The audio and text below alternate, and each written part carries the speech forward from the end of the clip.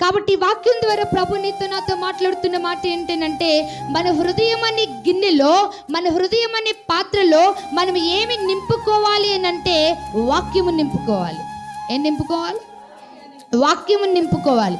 వాక్యమును నింపుకోకుండా నీవు ఏదైనా నువ్వు నింపుకున్నట్లయితే, నీ హృదయంను పాపముతో నింపుకున్నట్లయితే, నీ హృదయంను పాపపు దాస్యముతో నింపుకున్నట్లయితే, నీ హృదయంను త్రాగుడు చేత నింపుకున్నట్లయితే, నీ హృదయమును ఈ లోకపు కార్యాల చేత నింపుకున్నట్లయితే అది ఎంత మాత్రము నీకు ఆశీర్వాదము కానీ కాదు. కానీ నీ యొక్క హృదయమును వాక్యము చేత నింపబడితే గనుక అది నీ జీవితానికి ఎంతో ఆశీర్వాదకరమై ఉంది.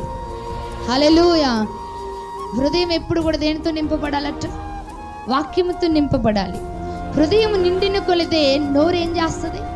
మాట్లాడుతూ ఉంటుంది. నీ మాట తీరును బట్టి నీ హృదయము వాక్యముతో నింపబడిందో లేదో చెప్పొచ్చు. నీ మాట విధానమును బట్టి నువ్వు విశ్వాసపు గల మాటలు మాట్లాడుతున్నావా, లేకపోతే అవిశ్వాసపు మాటలు మాట్లాడుతున్నావా, పాపపు మాటలు నువ్వు మాట్లాడుతున్నావా, లేకపోతే దైవికమైన మాటలు నువ్వు మాట్లాడుతున్నావో, నీ నోటి మాటను బట్టి నీ హృదయం దేనితో నింపబడిందో తెలుస్తుంది. అందుకే హృదయం ఎప్పుడు దేనితో నింపబడాలి అంటే దేవుని వాక్యము చేత నింపబడాలి. దేవునికి స్తోత్రం.